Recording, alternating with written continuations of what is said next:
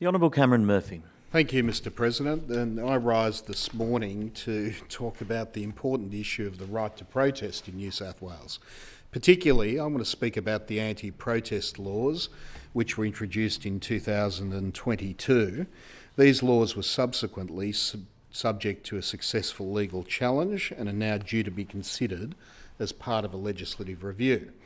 In March 2022, the then government passed the Roads and Crimes Legislation Amendment Bill.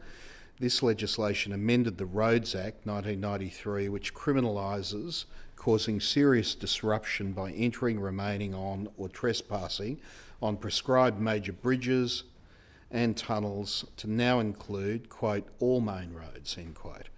This law harshly criminalises non-violent forms of protest, with protesters facing 2 years in prison or fines of $22,000 or both, should they protest on a road without authorisation from police. The notion of needing to ask for permission to protest undermines its very purpose.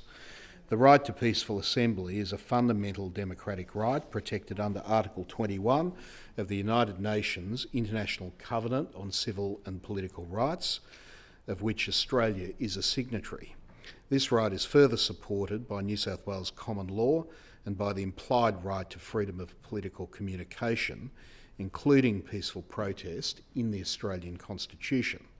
Protest is essential to the functioning of democracy in this state.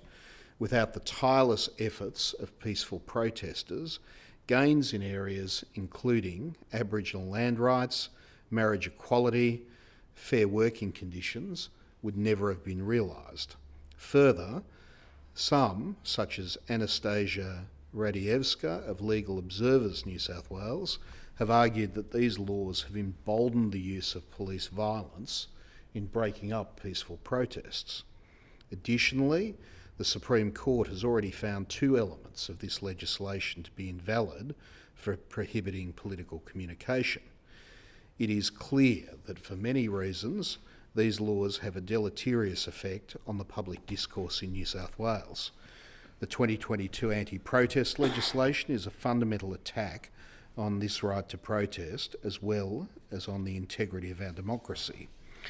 Peaceful protest is the only equal opportunity method available to Australian citizens to communicate with policymakers, and it is all the more vital for ensuring vulnerable communities are able to participate in the political process. By criminalising peaceful assembly, which causes even minor traffic disruption, New South Wales' current anti-protest laws fundamentally alter the relationship between protest organisers, attendees and the police force, further straining the relationship between the New South Wales Police and vulnerable segments of the community. This legislation does not minimise the incidence of violent, hateful or reckless protests. Instead, it silences peaceful activists across the entire political spectrum. It prioritises convenience experienced by commuters and passers-by who are temporarily delayed by peaceful assemblies over the important right to political expression.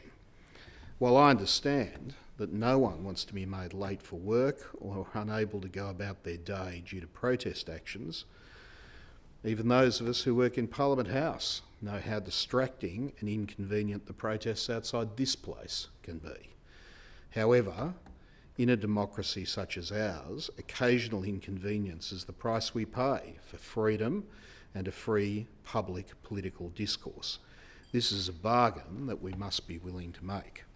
Protests inevitably involve some incidental disruption to other persons, as Justice Adamson, in the case of Commissioner of Police, and Longosh, 2012 New South Wales Supreme Court 489 stated, it is, I quote, of the nature of a protest that others will be affected, end quote.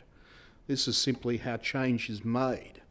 It is for these reasons that I welcome the legislative review of the 2022 anti-protest laws, scheduled to begin on 1 April.